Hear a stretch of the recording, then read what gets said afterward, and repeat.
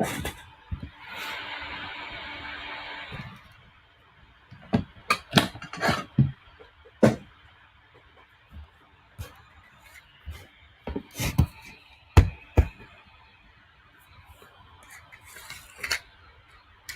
yo, yo, what's good? What's good? Welcome to the No Bullish podcast.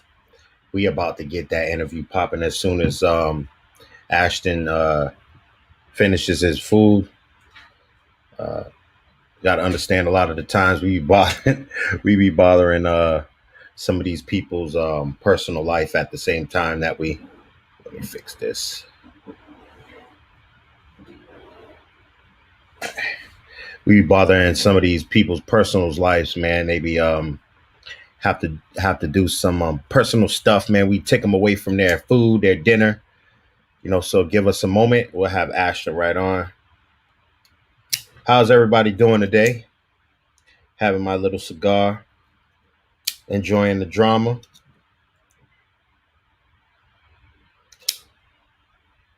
People reincarnating dogs.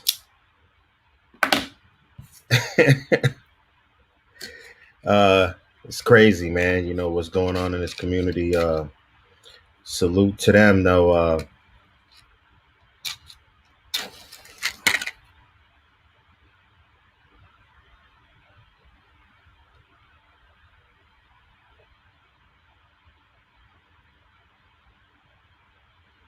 If you got the coins and the means to do it, hey.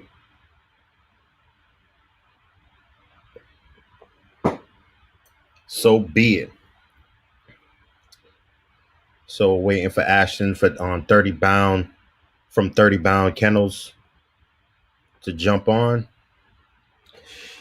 I got to do better at my background, y'all. I promise you I'll do better at my backdrop. I try to add these little trophies in here. Let me see if I can fix this. All right. That's a little bit better, right?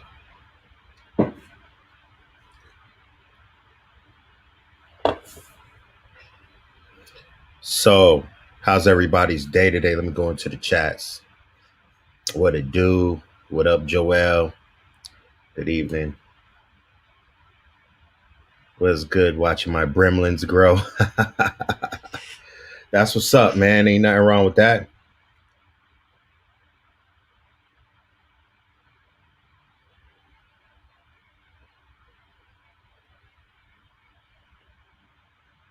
Get my nice what I got for today. I got a Padron 1926 series. Y'all can see that.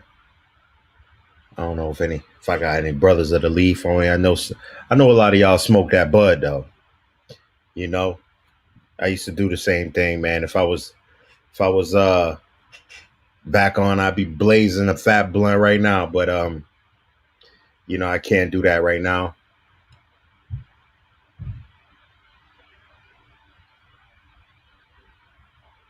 I picked up this hobby again. I used to smoke cigars. Eddie Mac Barnes. Y'all might have to cut Cinnamon Sticks. I know who that is. Y'all might have to see your name because a lot of y'all are just as Facebook users. If you come out and try to come back in, it gives you an option to have your name on your description. Well, not description, on your over your comments when you come in. So some of y'all come out and come back in and give them permission to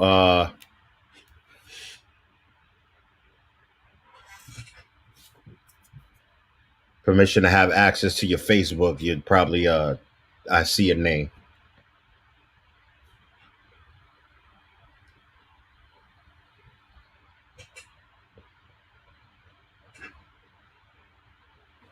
This is the trophy that we got from VA.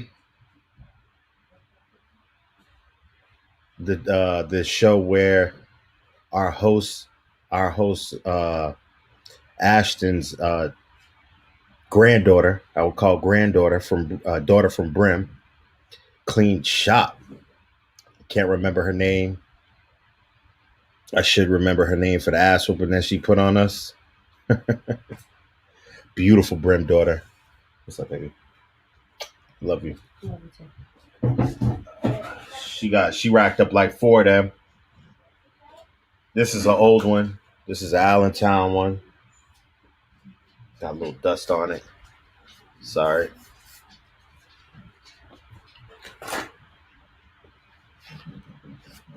Get out. Get out. They're snorting behind. The shot fired. This is an old school Allentown dog head. We chased these for years. This was a very elusive trophy for Best in Show. And definitely proud to be an owner of a few of these things. That's what's up, Corey. Smoke me a nice fat one. I appreciate it. So, yeah.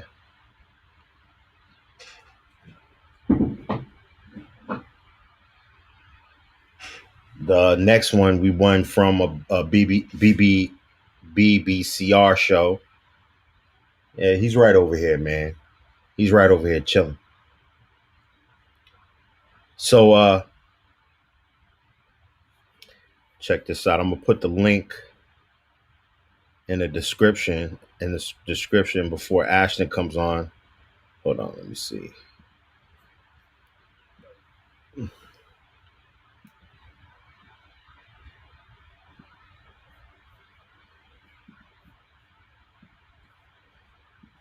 I want to have somebody come on real quick. There it goes. I just posted it. You know, seems like Ashton's going to be a little late.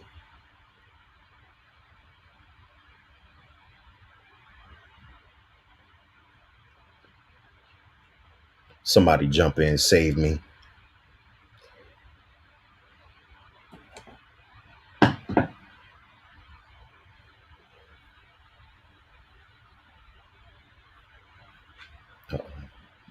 Boom, there we go.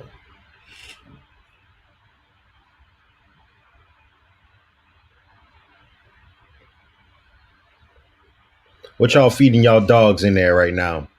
I can't remember the dog food that this is like a brand new dog food I just got from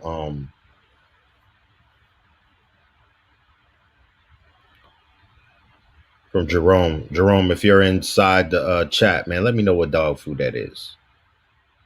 I just went back to check out your Yard Crashes episode. Thank you so much, Ryan.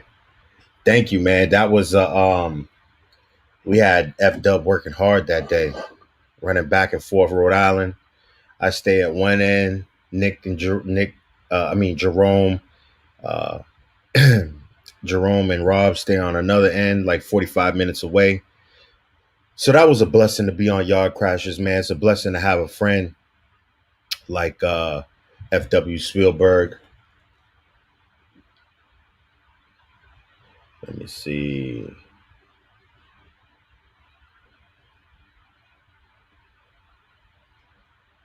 Let me see.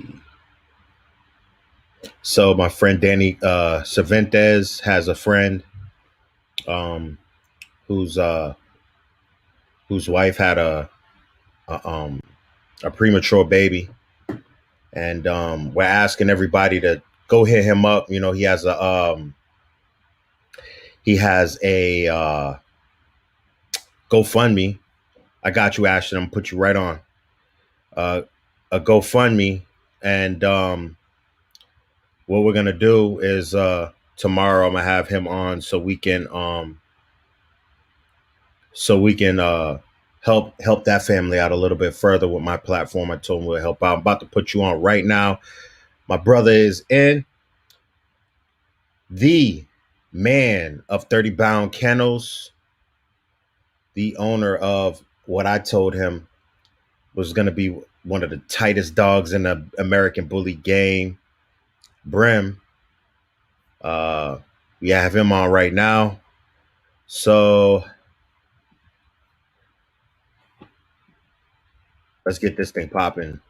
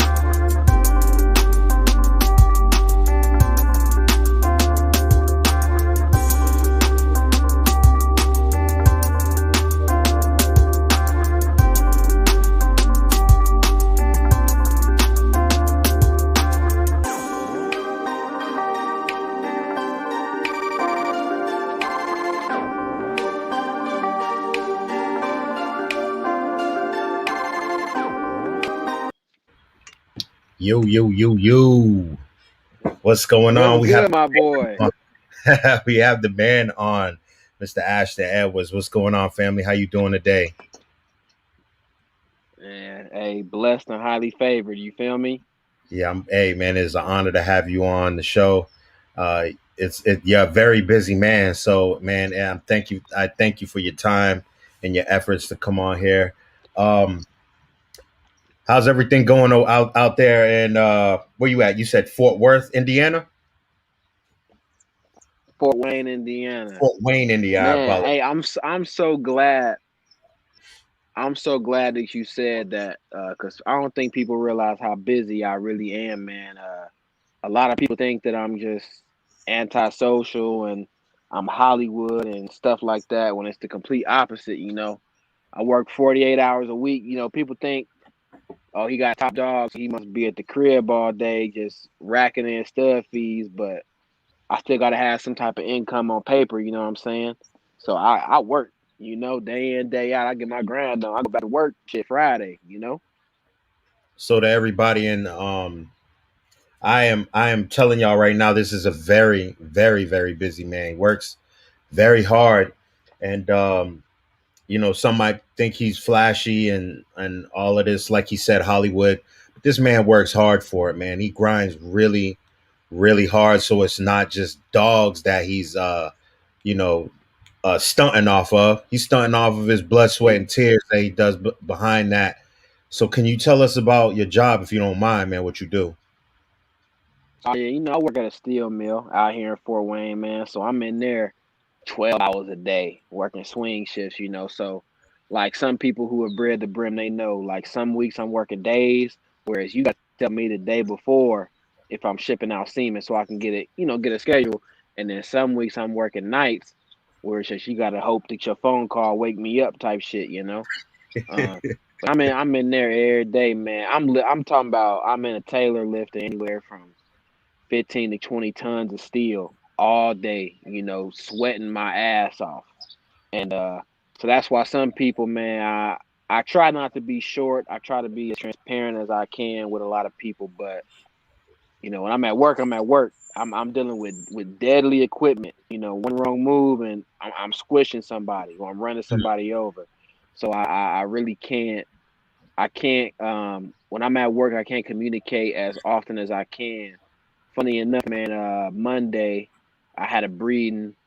Two gentlemen hit me up while I was at work, working night shift at 4 or 5 in the morning. Just talking about some. Hey, man, can we drive down to you to do this breeding? We got to get something shaking. So I'm like, I mean, shit, I'm at work at 8 in the morning. If you could be here, you could be here. I see you. You know what I mean? Right. So this man is a I'm hard working brother. Uh, like I said before, like I'm since we're transparent on this podcast. When I first met him or came across his posts when I was maybe I would say 2016. Uh, mm-hmm. Ashton wasn't as he's grown a lot. I could say just like me, we've both grown a lot in this game. Ashton didn't give a fuck about jumping in the head first into the drama, into the bullshit, just like I was. I was caught up in that bullshit. I Hey, hey, bro, people don't know, man. Everybody thinks I'm an asshole now, but they don't know me back before I graduated college, man. When I didn't really give a fuck. And I was just, like you said, man, head first into the drama. If I thought something, I was saying it. I didn't care who feelings I hurt, what bridges I burnt. I was young, man. You're more calculated with it now. It's part of the growing process. I can see you're more Yeah, calculated with very much more your shit right calculated. now. I mean, you're on your grown man shit, so it's like you know, it like a teenager dissing somebody. That's what it was like back then. But now you're in your suit and tie with the shit now. You know what I'm saying? So I mean, um, I was like, who Absolutely. the fuck is this guy right here, man? And I remember I got into the comment section, and me and you got in a little. It was a little verbal thing. I wasn't the person who I was now. I didn't have the dog that I have now. and you just ate my ass up in the comment section. I was like, oh, all right, so I'm not gonna argue with this brother. You know what I'm saying? So I kind of thought a certain way when I first met you, but when I actually got to know you, I understood you're the reason on why you function the way you function. Even when you was in the shit back then, it was not like you just started shit. It was just like, you know what? I can't stand this comment, so I'm a jump on this shit and I'm gonna explain what I feel. And I didn't I think understand. that I think that was my problem back when I was that age. Is I'm not gonna say very emotional, but I was a little too vocal, man. Like if I like you said, if I seen something I didn't like, I mean I would give you a reason why I did not like it, but at the same time it would be like, motherfucker, I don't even know you. Why are you telling me your opinion? And so Right, it I used to just be on there, man, and that was in part of me being young and in college. Anybody who's in college knows that you probably only have two classes a day and they're hour long, and the rest of that time you're idle, you're bored, you don't right. have nothing to do. You had the time for the shits. And so I had nothing but time on my hands, and I was I was I don't know. I was just on a hunt at all times back then, and it got me into some shit, and I had to really look at myself in the mirror and kind of reflect on what I was doing and the perception that I was giving off to people. Cause I mean, at that point, 2016, shit, I didn't have no dogs either. You know, I only had I had Cheddar, the inbred lounge dog, which I mean, looking back, he was a nice dog back then, but um, what would I have been able to say about him now today in 2021? Not much of anything. So, I think what really hit it for me is when I thought about, all right, I'm dissing these people, not dissing, but critiquing what they have, because I used to be really heavy on classics should be obsolete. I was huge on that. I thought classics should not be Man, in the show ring. I thought roast. they should. You used to roast, yo, man. You used to I, be at the classic people's throat. well, it's because a lot of classic breeders, and this is not a shot at them, but a lot of classic breeders are very opinionated, especially when they show UKC and they're super health testy people, which I have nothing against, but they Hmm. they tend to be kind of judgmental, and me, I'm like, all right, if you're gonna talk that shit, I'm gonna talk that shit back. But I really had to sit back and realize, when I was making these comments about, and I still feel this way. I'm not Right, I'm right, not gonna renege on what I said. right. You know, I think classics should be strictly in the breeding program. I think that when you have dogs like Shots Fired, Tiny, Go ahead and say Brim, your dog's name. Rocco, Exactly. Yep. when you have dogs of that caliber, you don't need to go back in time. You go because I mean you got to think about what a classic is. A classic is something that we are revisiting. Why Right. are we revisiting the past? We know where we came from. We we we honor and respect those dogs. It's I just think a time to move breeding, on, is what yeah, you're saying. it's time to keep progressing because I mean I don't know about you, I don't see classic Dobermans. I don't see classic French bulldogs. I don't see class. If you look at the bull terrier and how the shape of their head has terraformed so much over the past 100 years, you would think we would have a classic bull terrier class, but we Right. don't because Right. we don't need it.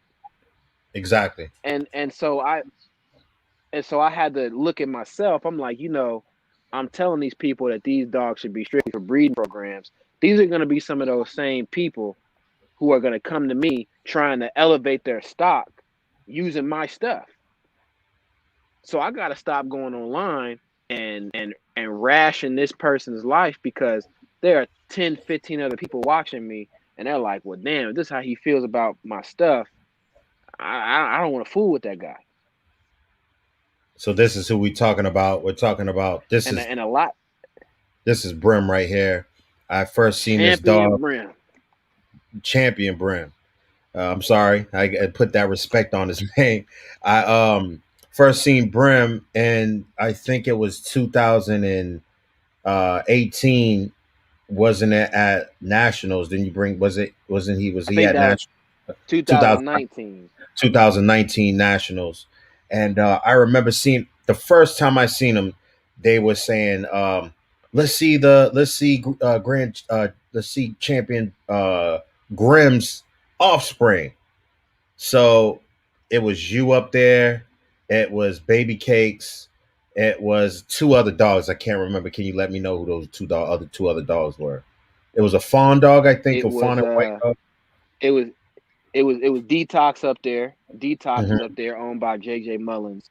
mm-hmm. Um, and I can't really recall the fourth dog. Uh, I think he was blue, but I can't really recall him. But he wasn't Rocco blood though. He was some old school edge blood. So that's But what they said. Rocco. yeah, We they wanted wanted to Rocco see blood. that.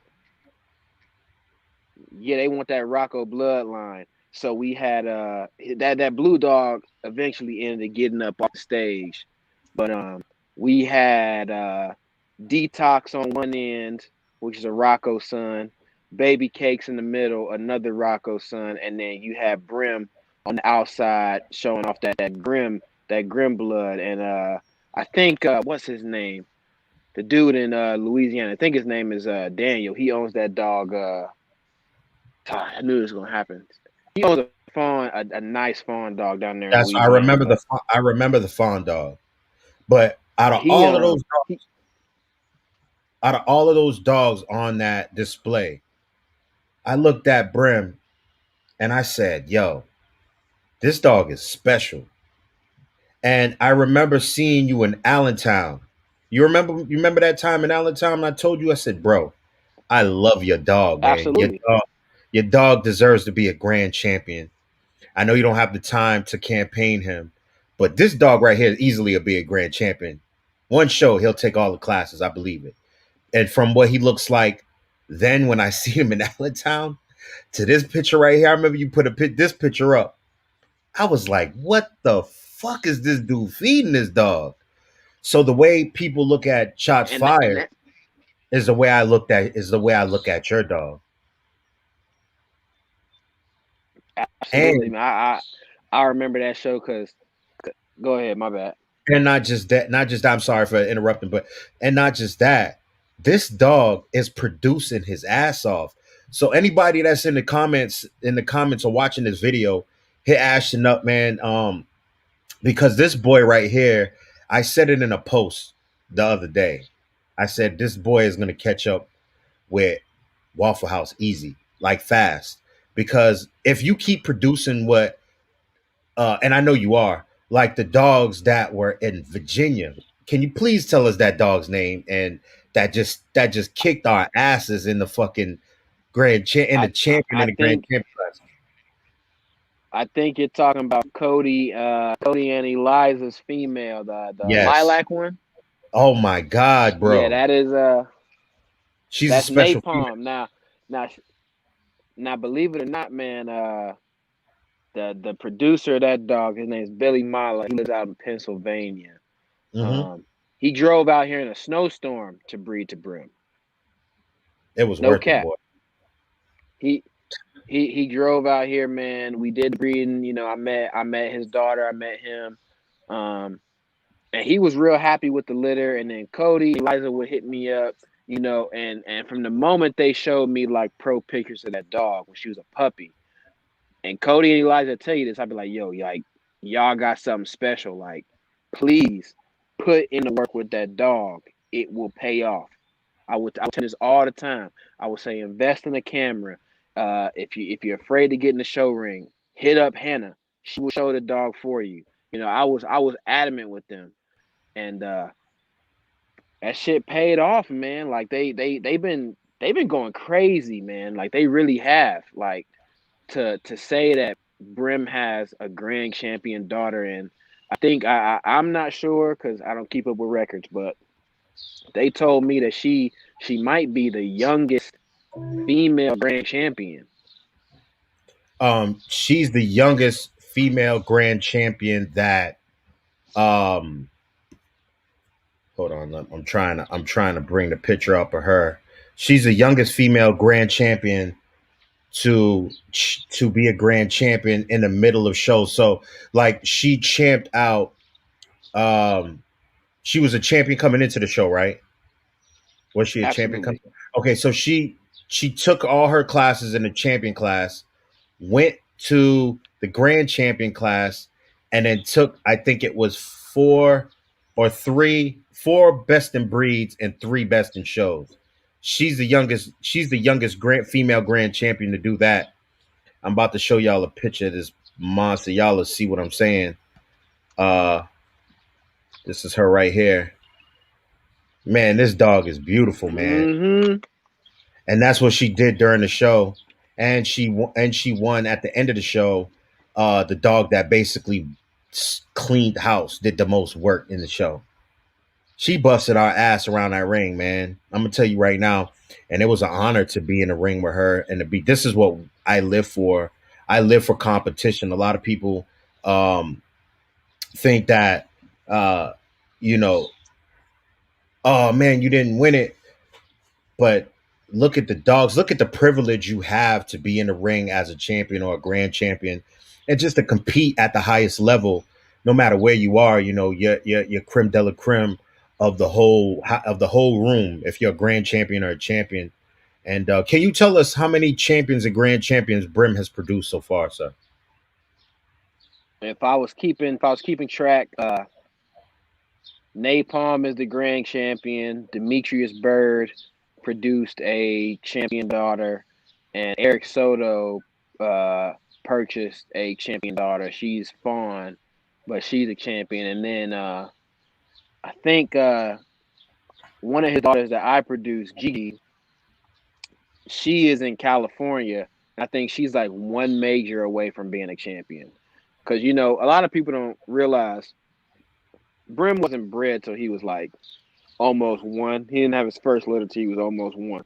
So his productions are just now starting to reach that age where they can enter into the ring and into the pocket class. Mm-hmm. And so now I think we're really gonna start seeing a influx of his children competing the same way we've seen a big influx of Rocco kids competing. Um, Same way with with Waffle House. Like it was almost like when Waffle House kids competed, it was just every grand champion class. It was like, all right, bring all the Waffle Boys in. We gonna see which one the judge likes today. Because it was just so many of them. That's one thing I gotta give it up to Tone and Waffle House, man. Is that motherfucker Waffle House outproduces himself almost every single time. Well, your boy is doing the same thing. So I predicted that that dog will be um in the same class, as Waffle House, man. He'll be mentioned. He's mentioned now in the same breath. Like I look at posts on Facebook and they say who's the best uh breeding dog, breeding American bully with the baddest productions. Man, your name comes up almost all your dog name comes up almost every time. Not just one time. I'm saying through the whole comment section where there's like 200, 300 comments, your dog's name more than half the time. How does that feel to see something like that on there, man? I don't think people don't realize like how stressful that is, man. Because you produce a male, and you're biting your nails hoping that the male turns out. That's only maybe a fourth of the battle, honestly, in having a big name stud if they turn out. The other four-fifths of it is, can that dog produce? Can that dog make your clients happy? You know what I mean? And a couple people, anybody who's bred to Brim will tell you I'm adamant about that, man. I always ask people like, how do you feel about your productions off of Brim? Right. Because that I mean, It's your legacy. These breedings aren't cheap. Even if you, yeah, it's your legacy, and these breedings aren't cheap. Even if you get a $1,500 stud fee, you still got to pay for the shipping. You still got to pay for the surgical. You still got to take time off work to up the litter. You still got to pay for the food, the vaccines, the wood chips for the bedding. You know, you can't get that time back. So when it's all said and done, you got to be happy with what you have under your belt. And that's one of my biggest concerns is making sure if you use Brim that you are happy and you can be like, look, I kept 2-3 puppies off the litter because they were so badass. Or, you know, if you needed just a nice little kickback, you say, hey man, I cheapest puppy I sold was $5K. I'm happy with that. You Right. know? So I wanted to come back to what's her name again? Cody's dog. What did he say? Napalm. Napalm. Now I'm gonna tell you a story in the ring real quick. So we were in the ring. It was Jessica Let me Cook. know. Let me know. It was a couple. It was a couple of. This happened a couple of times, just to show you it wasn't just one judge. It happened twice.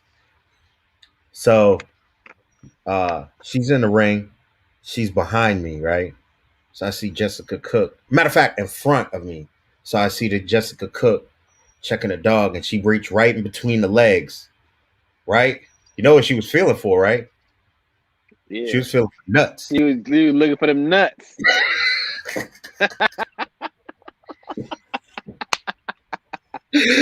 Yo, I was like, yo, for real, this shit is crazy. Said somebody in the comment section just said it. I watched judges check her for balls. So it's not just me. It was a lot of people in the building that were impressed by that dog. I wasn't like people would like the judges were choosing her, and I'd ask the judge, because I do this all the time after I win or after I take a L. I ask the judge, what do I need to do better when I go to the next show ring? Let me know what I need to do. And every one of the judges said it was between you and her. But man, that's a 13-month. Was she 14 or 13 months? She was 14 months. 14-month young female that looks like that and checking for balls. So I was like, yo, man, I can't even front, man. There's not too many females that come around looking like her. And I think that needs to change in the American Bully game where we consistently have females where a judges is like checking for nut sacks on these dogs. If that's just a quick story. And I'm glad you said that though, because people ask me all the time, how do you feel the progression of the breed is? I honestly feel like the males are reaching the peak almost because there are so many, like, you have to understand there are so many nice males in the game. Mm-hmm. There are some beautiful dogs, but we don't hear a lot about the females. You We we don't. just That's why a lot of these people they sell puppies based on the stud. And that's why people put so much importance on having a big name stud that they're like, I can just breed a female to him and blah, blah, blah, blah. Like, I honestly feel like we got to get camps to start focusing on making more dogs like Napalm, like Lola, like Booby, like what the? Don't tell me, Booberry. You know what I mean? What is Cash's sister's name? Cash's sister. Dogs that you see and you're like, you don't even care what male she's bred to. You just want a dog off that female. So this is Booby that we're talking about. Who produced her? Andre and Mindy Willard, Reliance Kennels out in Sacramento, California, man. They produced this beautiful, man. I love that dog, dude. Like, I don't think like people, and that's where, because like you said, a lot of people consider myself flashy, and they think like, oh, he's just in it for the money. The money's a nice kickback, but what a lot of people don't realize is like, I truly love these dogs. You get what I'm saying? Booty is about to be 4 years old this year. She has not slept in the cage in 3.5 years. She Mm. free roams the house. She sleeps on the couch. I tell people all the time, I'm not putting my dog up. This is her house. If you don't know, I got that dog tattooed on my body for life. Hold on. Let Like, me. I want people to see that. Go ahead. That's a single. I'm gonna put you on. let me. Hold on. You let me know. I'm gonna let you know right now. Hold on. All right, go ahead. Yep, go ahead and show that tattoo. I got that dog tattooed on my body, and I got her son tattooed on my body. Man, that's love right there, man. That's love right there, man. You don't just get nobody respect. See, that's what I'm saying. People don't understand that. Okay, yeah, we speak loud, but they don't see the passion at the same time within that. Somebody said that's very nice. Who did that? Who did that His tattoo on? name's Alan Bracknell. He's out here in Fort Wayne. He works at Grade A Tattoos. Alan Bracknell. Push, get out. And another thing that I even tell people, man, because people around the city, they always ask me, man, like, man, I'm trying to get into dog breeding like you, etc., etc.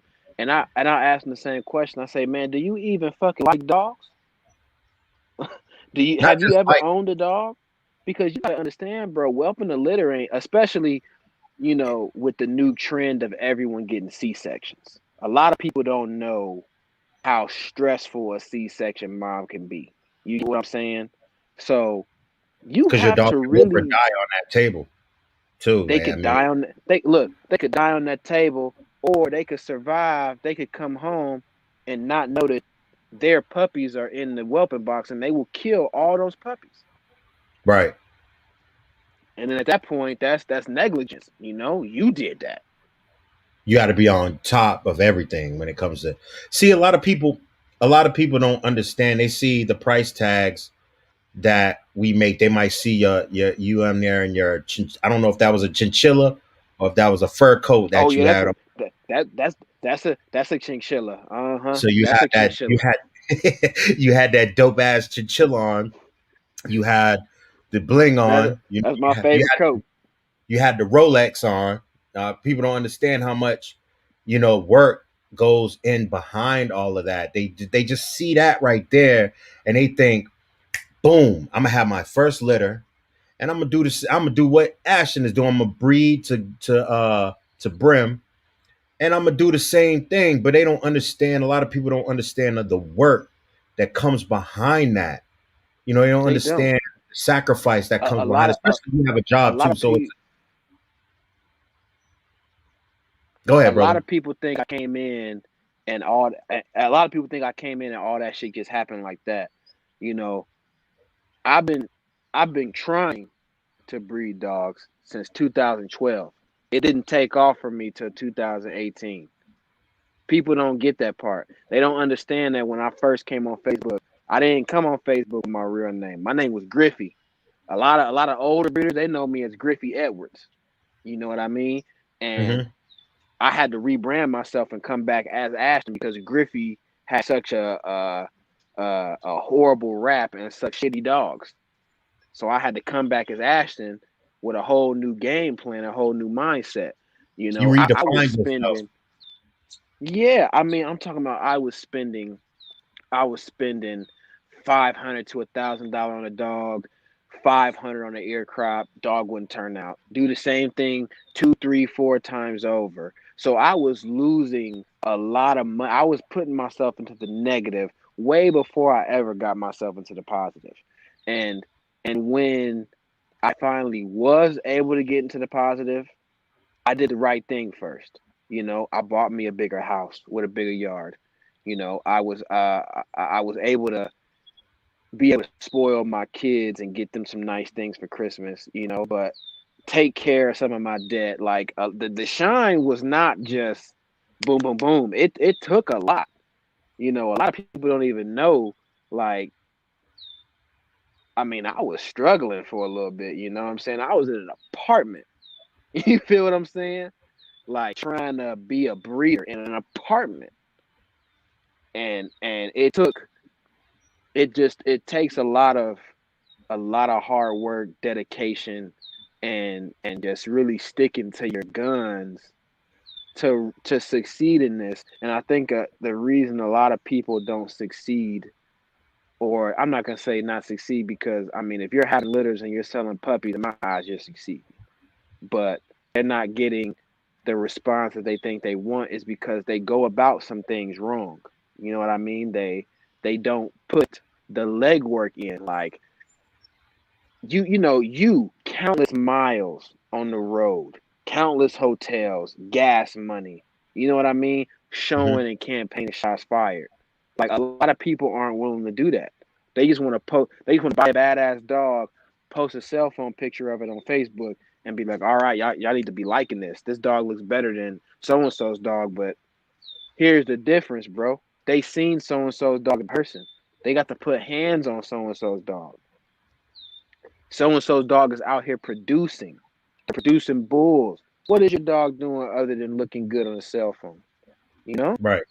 So what turned it around? people don't. What turned it around for you? When you said, what was your name before? Griffey Edwards. So I'm gonna make fun of you about that, Griffey. When we go to shows, I catch up with you. I'm gonna call you Griffey. So, what turned it around for you, man? You said you were struggling. You said you was going through, you know, you was producing and it wasn't turning out. What? Because I understand what you're saying. Trust me, I understand what you're saying, because before I had shots fired, I was trying to do the same thing. I produced I produced a couple of dogs before, shots fired's name really took off, and that was Grand Champion Majesty and Champion Gorilla Zoe. And those two dogs kind of, kept me afloat as far as productions, in-house productions. What?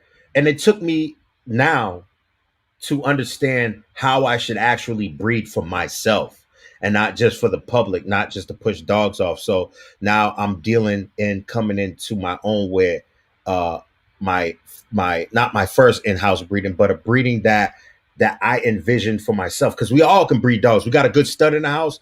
That's not even half the battle. We have to figure out what do we want to do, or what we want behind us that's strong to come after this dog, so we can be looked at as dog men. You know how that word dog man goes Mhm. around very loosely. But what clicked for you to see, man, that this is what I need to do to be successful? Believe it or not, the first thing that I told myself to turn it around was I need to stop buying male dogs. I was buying male dogs. I was doing little pupbacks with people in the city, um, and that shit wasn't getting me anywhere. I had to stop buying male dogs, and I had to get out of my spending comfort level. Because before Booby, I told myself I wasn't spending over $1,500 for a dog, Mm, that can work, but and that's like rolling the dice. That's like rolling the dice. it. But you know what they say: no risk, no reward. Exactly. Scared money don't make no money. Exactly. And I had to realize that. So I had to get out of my spending comfort level, and I had to go and buy Booby. I had to trust somebody who I had never seen in person. To be honest, when I bought Booby, I didn't know what Andre looked like. I knew what Mindy looked like, but Andre just had a picture of a dog. No, he had a picture of Colin Kaepernick as his profile picture. I didn't know what Andre looked like. And I just blindly sent him my money in hopes that he would actually ship me this dog from Sacramento. And he Hmm. shipped her on a plane on my birthday. And and then it took me sitting down and I studied James Abba. I studied his photography like a dog. Every time he would post a picture of a dog, I would save it and I would say, "How did he capture this shot? What did he what aperture did he use? He and you can ask him. I asked him what camera he had, what lens he used, what time of day he preferred to shoot pictures. It was, because up until that time, I was driving 3.5 hours to Chicago to get pictures of my dogs. Mm-hmm. And sometimes the dog won't cooperate, you won't get a good picture. And so I told myself, if I really want to showcase my product in the best light, because nobody sees your dog like you see your dog. You Right. see your dog in a larger life. So so I linked up with my boy Chad because he had a nice camera. I said, yo, I gotta start using your camera, or you gotta start pulling up on me. You know what I mean? And we would be out there every weekend. When the sun was up, we take a break. All right, I'll see you tonight. When the sun was coming down, we'd be right back out there. I'd be on my stomach with that camera. I'm talking about, I was using every sound in the book. You feel what I'm saying? Trying to get these dogs to pay attention. That was a good thing that turned my point. And then another thing is, and this might upset a few people, but I stopped looking for clean dogs. I stopped looking for them.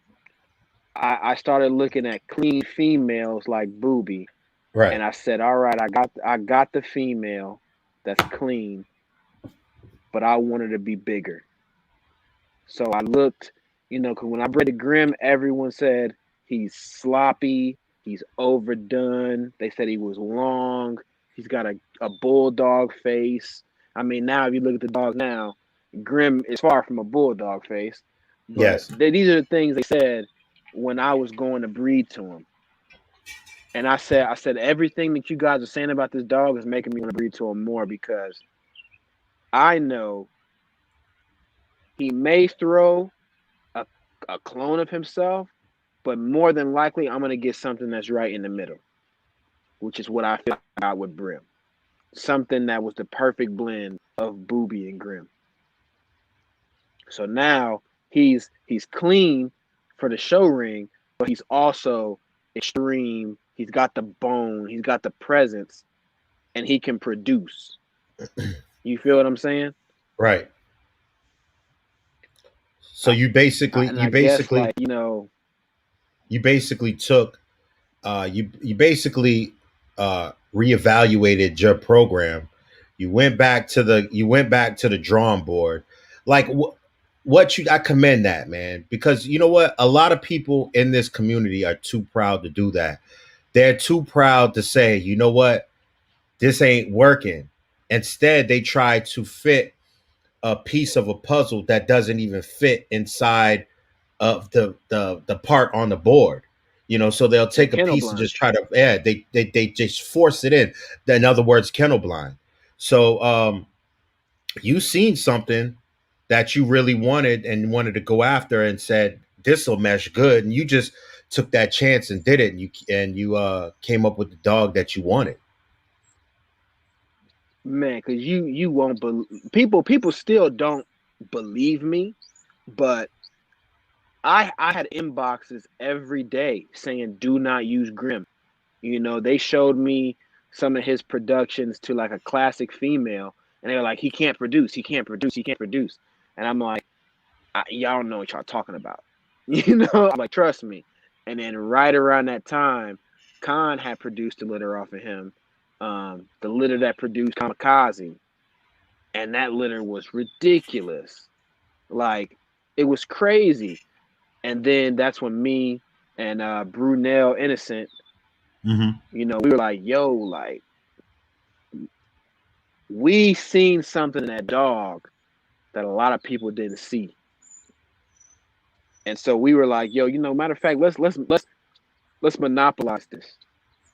Because it's funny, a lot of people didn't know that me and Brunel still to this day talk every day. From But a lot of people Massachusetts. back in 2018, they didn't know that. Yeah, from Mass. Shout out They didn't know to that we Brunel talked. Innocent from Boston, Mass. I don't know if it's Boston, Mass, or Brockton. just Brockton, Massachusetts. That's even closer to me. So shout out to Yeah, Brunel Innocent, very good guy. absolutely. a lot of people didn't know me and him talked every day. They didn't know that. And we came up with the idea. It was mostly him, and I tell him all the time, like, yo, like that idea was nuts, but we came up, with a fake beef, man, a Jay-Z Nas situation. No cap. Okay. He was on the phone with me, man. It was him. And he was like, yo, like, hear me out, man. He said, I love you, you love me. I consider that the family. And he was like, he said, do you feel Booby can hold her weight? I said, yeah. He said, you feel Stony can hold her weight? I said, hell yeah. He said, man, let's start a fake beef. Did you And send me a and picture of at the Stony? time, I did not. I should. But she's a fawn Gunner daughter. They bred Gunner to their Mr. Bean daughter Jackie, one of the only real Mr. Bean daughters, when I add. Because But I have a picture of a female right here that I'm about to bring up. This female, who is this female right here? that's my big red daughter. She's beautiful, man. Yeah, She's beautiful. What's her name? she's a little too extreme. Her name is Hey, but Cindy. see, She's a little too people that extreme. But that's what people need to aim for in this game. People don't understand to create a bull. The female might need to be a little extreme, and you take her to a dog that's not as extreme. But we have to be mad scientists. People don't understand that we have to be mad scientists in this game, and sometimes we need to come out they of our don't. comfort zone to breed something that is that is basically like crazy, like a brim, like a shots Hmm. fired. Because if you listen um to the interview I had with Tone, he talked about how Keno didn't want to breed to any gaudy females. He wanted to breed to nothing but razor's edge females. But he took that risk and bred to a charisma, which charisma is a heavy Dax dog up front, line bred Dax daughter and or granddaughter, and they produced 4 grand champions in one litter from that dog. So sometimes you have to roll the dice. Went You got to come out crazy. of your comfort zone. Yes, you got to come out of your comfort zone, and you have to say, you know what, I'm gonna breed this and this together. You just have to have a vision in your head. Sometimes it won't always work out, but a lot of times it will work out. It's funny because you say that, because if you look at one of my favorite pocket dogs, the Bus. I mean, a lot of people don't know what his mom looks like. She's a, Shout out she's to a Robert Lee. freaking she's damn near almost an exotic. You know what I mean? Like she's that short bus blood. She's super small, but a lot of people don't know that. But I mean, revisiting back to the Booby Stony thing, that shit took off like crazy. Like just putting those two against each other and making this fake beef, and we prolonged it all the way up until Stony came in the heat and they came out here to breed the Grim, and then we got a picture of those two dogs next to each other. That Hmm. picture went viral. I think it had like 200 likes in 30 minutes. Wow. It was just, it was nuts, and then that's why I tell people, man, it's marketing and proper promotion and proper photographs can go a long way. Um, but I mean, even speaking back to going back, revisiting back to the risk factor, which you were Hmm. talking about, I don't know why people are afraid to do that. You know, that's where some of the best dogs have come from, is like outcrosses or just breedings that you would never think to do. I'm coming back to this I dog right don't here, get why man. people don't do it. Oh, that's an amazing dog. You took that picture right there. Nah, James Abbott took that picture. Shout out to James Abba. He's the magician. He's the magician with a camera. That's what he is, man. He's a That's ninja. the man. He's a Yeah, ninja. that's the man when it comes to taking pictures of dogs, man. You see him at a show. He's super quiet, very humble guy. His wife is the one of the top handlers in the game. And just come up with pictures like this. This is what it is right here. This is what you need to do to put your dog to separate your dog from other dogs. It's just the time that you need to take to actually um, take pictures, like he said, getting dirty, getting down on the ground, getting the right camera, getting the right people around you that will come meet you early in the morning and meet you when the sun's going down at the same time to take these beautiful pictures of these dogs so you can present them properly.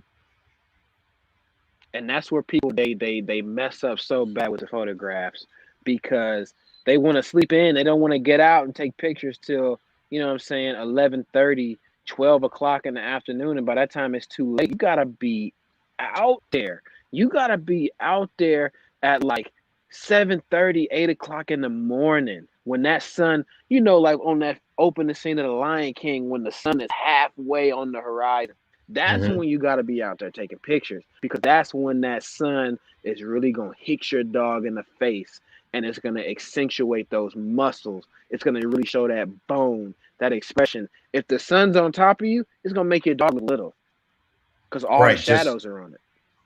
right. Just because how the shadow was casting, you want that light to be behind you. You want that natural light to be behind you when you're taking Mm-hmm. pictures. Or the cameraman has to just be exceptionally well and know where to position the dog at when that sun is at its peak. It's all about the cameraman at the end of the day, too. Mm-hmm. He has to know where to position your dog at. All right, so you talked about your monumental American bullies, your journey through the American bully game. Now let's talk about these French bulldogs because now you've come into French bulldog world. You come into the French bulldog world. Can you share a little bit about that with us? It is the complete opposite of American bullies. It's the complete opposite. I I still have so much to learn. I don't know who the it dogs are in the Frenchie world. I don't know who the dogs to stay away from are. Sam, he's fairly new into it, and he's my mentor. One thing I have noticed in the Frenchie world is these people aren't asking for pedigrees; they're asking for DNA. They don't care who the damn dog's dad is or who their mom is. They want to know, hey, does this dog carry lilac? Does this dog carry tan points? If the dog carries brindle, I don't want to touch it. Does the dog carry? Does the dog carry Isabella, New Shade, all these DDATATAYAY? That's so new to me, and it gives me something to to thrive towards, to motivate me to learn more about DNA. Like, okay, so if I take this dog to that dog, I won't get any of this color. I'll get all of that color. They really have it down to a science. Like these breeders will tell you straight up, what's your dog's DNA? Okay, if you breed to my dog, these are all the colors you're gonna get. You're not gonna get anything else. Right. So, and it even gets even more confusing in the Frenchie game because you have people that want a certain kind of Frenchie because you have Frenchies that are show dogs because you said brindle. Some people don't want brindle. Brindle is one of the most Mm-hmm. successful dogs in the AKC as far as being shown. Brindle, Absolutely. fawn dogs, and now they're just accepting fawn dogs with the black mask. With the black mask, they're just like kind of accepting these dogs into the show ring. So the worlds are totally different. So it's easy to get confused on what should I breed towards. You have to come into the French game sharp. You can't just um, come into it blindfolded and saying, uh, "This is what I want," and this is what I want. You're gonna have to kind of have your game face on when you come. It's nothing like the American bullies because these dogs are already established. And what a lot That's of the what a lot of beautiful people thing, man. what a That's lot the of people beautiful want thing. what a lot of people want in the French bulldog, it's either show quality or it's either nice bone and color. Like it's the either two. And now what's coming into the forefront of these furry Frenchies, which I don't know anything about. These furry Frenchies are being sold for $50,000, I $20,000. tell It's you, crazy. man, I I I didn't like them at first until I actually got to put one in my hands because I thought they were gonna have like that nasty matted fur and be gross. But I actually held one. I'm like, man, this thing is soft as shit. This thing is really fluffy. And I was like, I could see myself with one. I honestly could. I don't think I would breed for it, but I mean, I guess one day if I wanted to retire and just have something cool and exotic, I could see myself buying one if the price drops. But um, you're absolutely right, man. Like in the AKC world, like those exotic colors, man, it's an automatic disqualification. Get that shit out of my ring. But you have people who specifically are looking for like the cocos and the lilac and tans, and the new shade Isabella. I don't even think you can show blue Frenchies in the AKC if I'm not mistaken. You have some people like they say no pied, no brindle, but from what I've seen, a lot of clients they love piebald dogs. They love them, but the breeders don't want them. And Right. That depends on what. All right. So French bulldogs, like I said, there's two worlds. There's people that want these dogs as pets or for breeding purposes, and they want to breed strictly for color, strictly for color. So they're gonna, like you said, they know the DNA, they know the science of if you breed this dog and this dog, you're gonna come up with this dog, this color dog. So color is mhm, very, very unlike the American Bully because I think because the American Bully is an established breed yet. Like I mean, it's an established breed, but what I mean, it's not. It's still going through its growing pains. It's still going through what the American Bully should look like, and this shouldn't actually change at all. So the French Bulldog is hundreds of years solidified, while the American Bully is, I think, maybe 23, 24 years established as a breed. it's great that you say that because a lot of people ask me like how is the Frenchie established but the bully isn't. I put it to you like this. You walk into the pet store with your bully, half of those people are gonna call it a pit bull. Half of them are. It's the sad truth. They're gonna say, "Oh, that's one of those mini pits. Oh, it's one of those buff pits, etc., etc." You take a French bulldog to the pet store, everyone knows it's a French bulldog. They will not mistake it for a Boston Terrier. They will say, Mm-hmm. "Yep, that's a French bulldog." They'll look at the ears. They'll look at the ropes. They just know. There's no mistaking a Boston Terrier and a French bulldog. If you see a silhouette, if you see a silhouette of of a French Bulldog, you know what it is. That's Yep. how established. So that's the difference between the French Bulldog and the American Bully. One dog has been established already. Nothing's going to change. You're not the only thing that's a battle now with the French Bulldog is the color. That's it. That's the only thing, and what type, like the furry Frenchies, and that just came into existence maybe a couple of years ago. You know, Hmm. the furry Frenchies, but that is like you said, that is the main difference between the two breeds. Is one is already established, and you can't change it. You're not going to change it. If you change it, it's not a French Bulldog. You know, people are going to look at that and Absolutely. say that And ain't a French Bulldog. and the and the and the AKC is strict on it. The AK, I think I seen in one group, the AKC said if we catch you breeding fluffy Frenchies, all your shit's pulled. Whoa, wow. Yeah, I believe I seen that in the group, and I'm gonna tell you, man, if the ABKC could do that, I feel like we would have a lot more singularity in the ring. Similarities and whatever word I should use.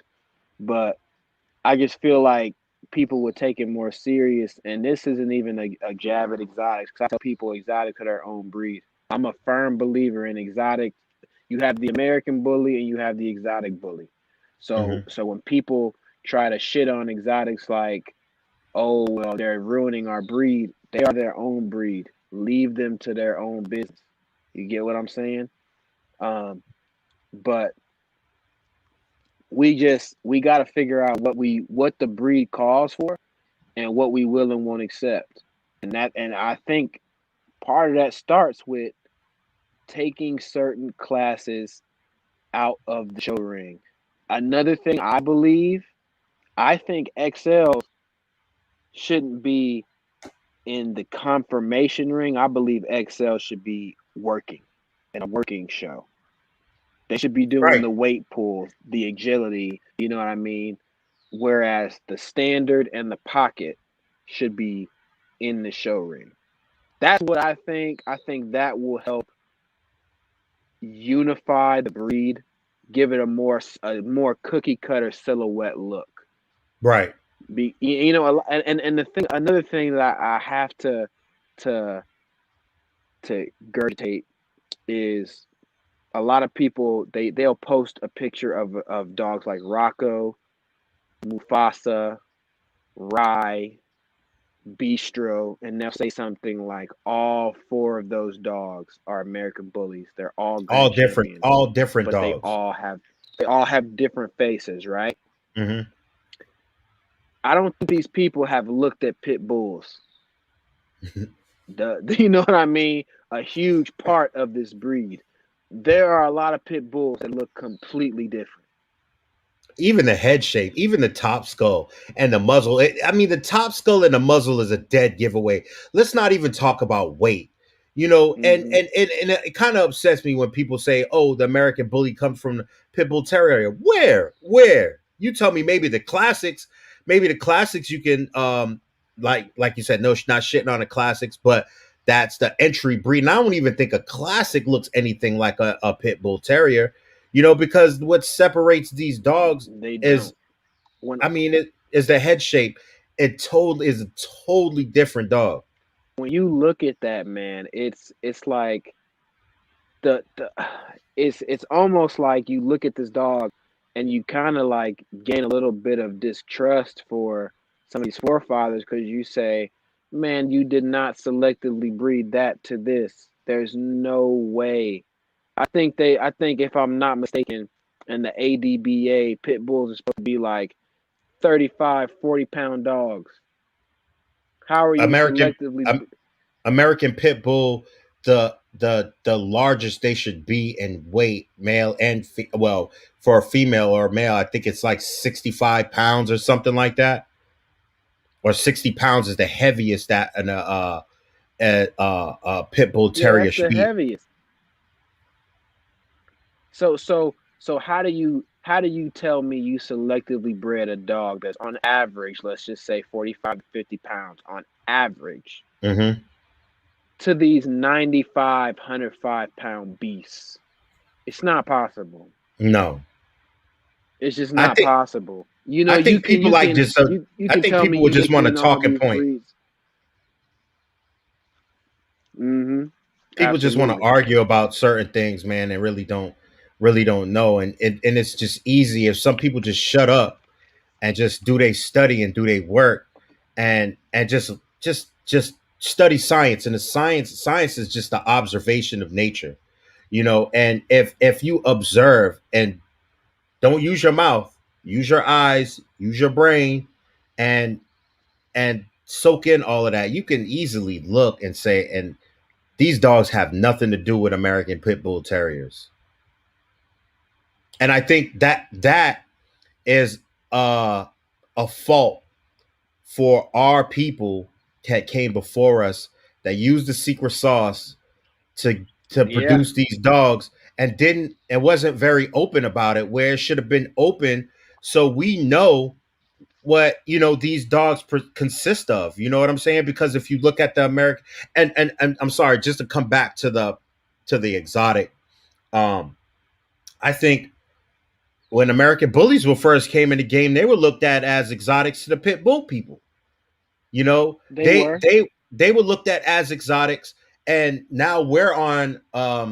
I think people get on their high seat or a high horse, and they're looking down at the exotic people when they need to leave these people alone, let them cook, so they can come up with the right. with the right recipe for these dogs and establish an actual breed, because they're battling within their own community of what an exotic Hmm. dog should look like. They don't need us over their shoulder, giving them, harassing them, Absolutely. about what their breed or what their dog should look like. Let these people cook.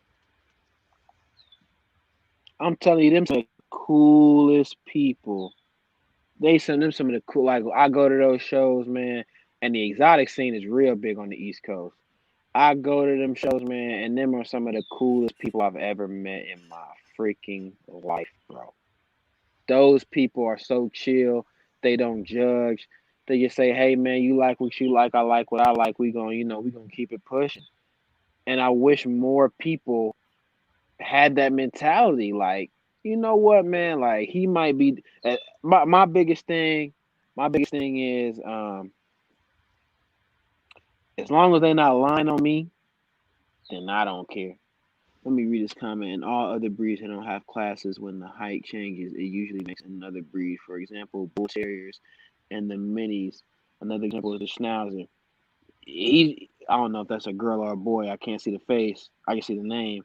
But Hmm. Williams is right. He's right. You don't when you have the giant schnauzer, standard schnauzer, and the miniature schnauzer, you cannot crossbreed those. You can't. You have to breed a mini to a mini and a giant to a giant. I think that would help the American Bully community. Pockets breeding the pockets, standards breeding the standards. Well, I kind of Hmm. stand on the other side of that argument, because I feel that sometimes you need to breed to a pocket with a standard to get a certain kind of dog. You know what I'm saying? You're correct. Without Waffle House breeding to charisma, which is a standard, we wouldn't have the shots fired. We wouldn't have a dog like that. We wouldn't have a dog like Tiny, a Blue. We wouldn't have dogs like that. You know what I'm saying? Without without Rocco breeding to Akira, there would be no Grim. So I mean, I think when this breed becomes more established, like the American Pit Bull Terrier, like the Bulldogs, like the Schnauzers, like the French Bulldogs. I think that's when we need to actually close the books and say, okay, now we know what's what. There's no reason for us now to breed a pocket American Bully to a standard American Bully, because you can get this and this.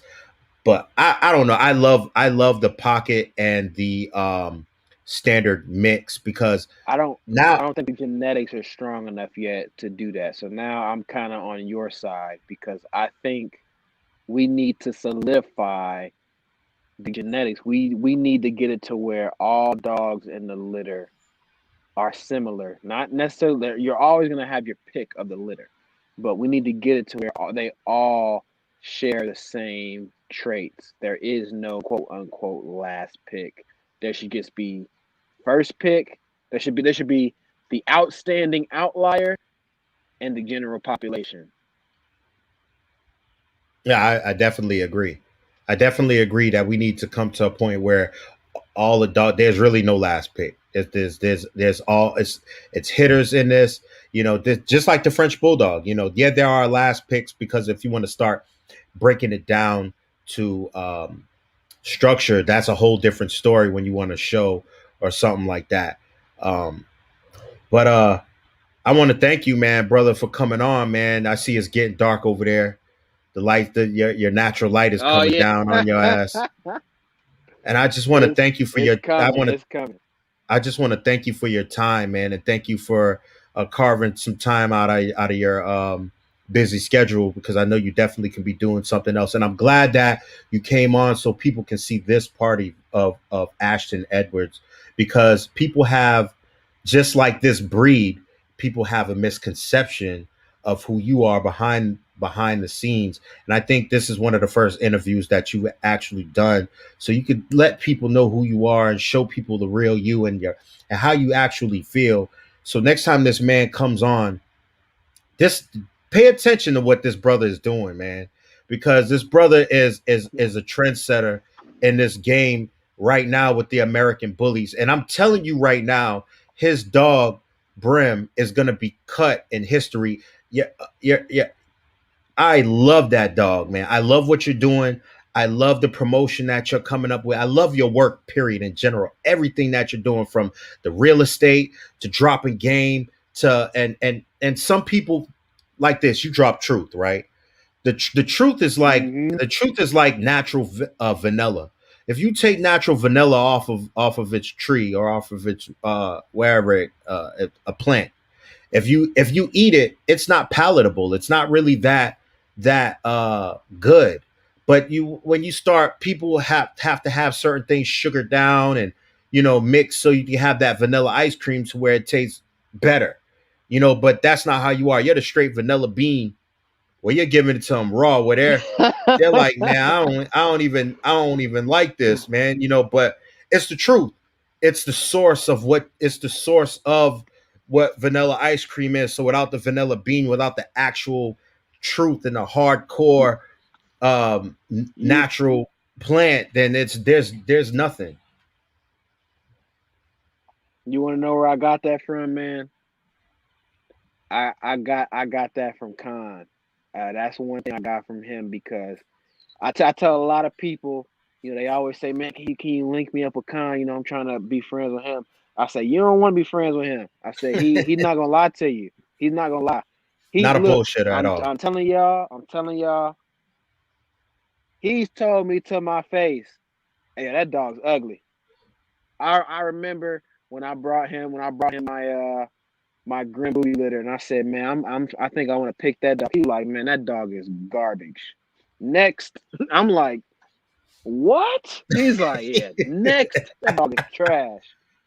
Yeah, I had two dogs. I'm like, man, my pick is between Brim and this other dog. He said, yeah, you fucking stupid. He said that dog is garbage. Get him out of here. Next, pet home him. He will tell you to your face your dog is trash. He does not play.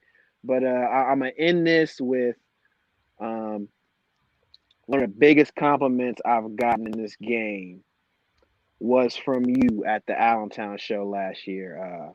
Me and my lady were walking up to your booth with you and your wife, and we seen shots fired. And I was like, man, that dog looks like he ain't missed leg day. That dog is in the I gym. remember. I I was remember just that. like, you know, I was nervous walking up to that dog, and then you seen Brim, and you were like, yo, like he is the pocket version of shots fired. That was one of the biggest compliments.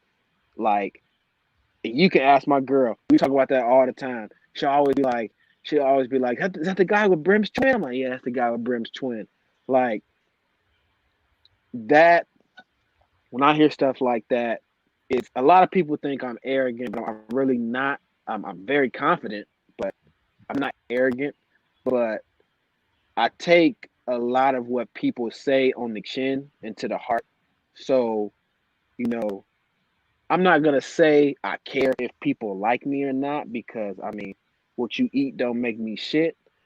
But I will say if people have a negative misconception about me and they haven't gotten the opportunity to talk to me, that is what affects me because I try to be a good person. I try to be as transparent as I can No, I'm gonna within stop you. reason and my limitations. I'm gonna stop you right there. You are a good person.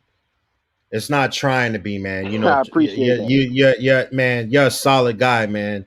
And I had to. Sometimes you need to sit back and understand where other people's motivation comes from, what motivates them, what gets them going, and some of y'all might not like it. Like Jordan wasn't liked by everybody in the NBA, but guess what? Absolutely. You had to respect that man because when he got on that court, he cooked the meal for you.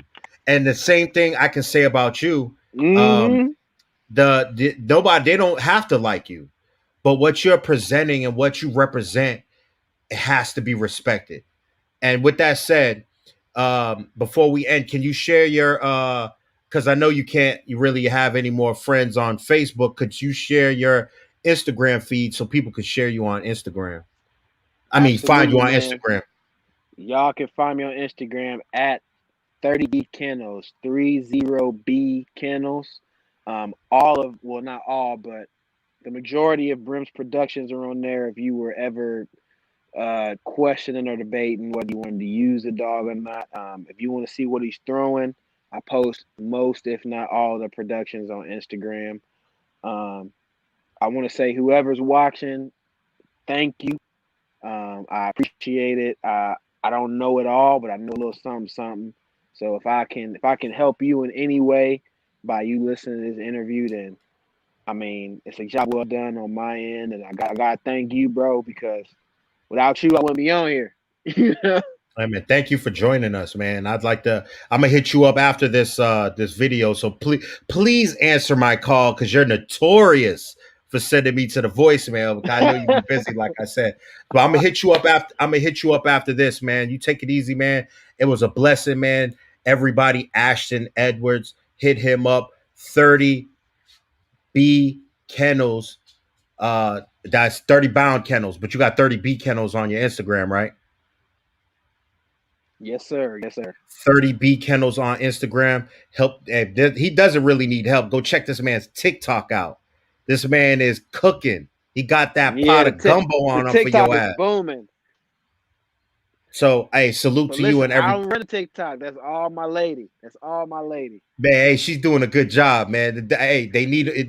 Everything needs a woman's touch, man. And guess what, man? That TikTok is blowing up, bro. Shout out to you and your wife, man.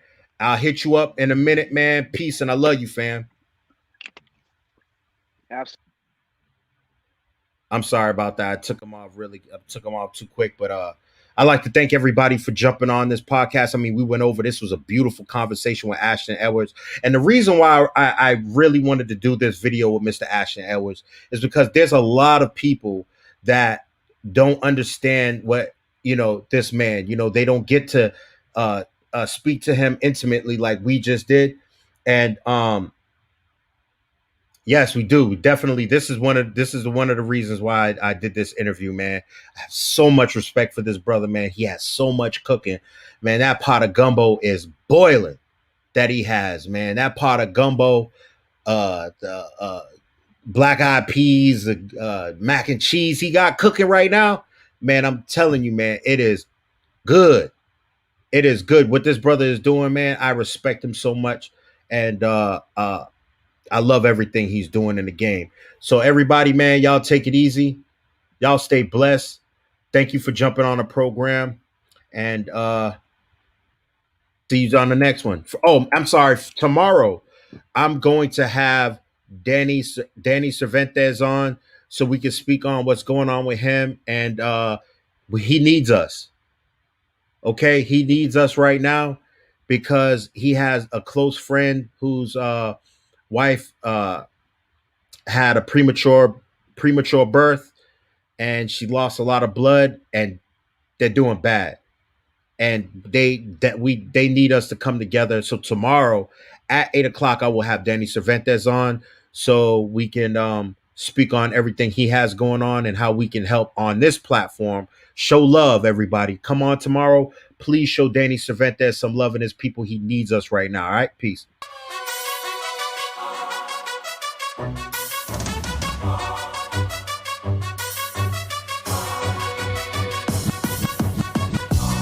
I be that more you gon' remember. I'ma be that more you gon' remember. I be that more you gon' remember. To Harker Bay front line till the law call my number. I be that more you gon' remember. I'ma be that more you gon' remember. That's right. I be that more you gon' remember. To Harker Bay front line till the law call my number. You a friend of the Moors, then you a friend of mine. I was told to watch my enemies, now hold my line. Those that speak against the prophet, they speak against me. And I'm speaking about the prophet over Drew Ali, who was the first to remind you and bind you back to Morocco, the mountains, Mississippi, and Quebec. Told you you wasn't black, proved it with straight facts. You tripping off trunks, you need to be tripping off that. Now here we go again, acting like you a slave. The same people talk European, I'm a babe. And looking at women buying European hair. No love for self, but do the men really care? Hell no, cause they got a love for Europe. Whole generation chasing pills, weed and syrup. Yeah, they love no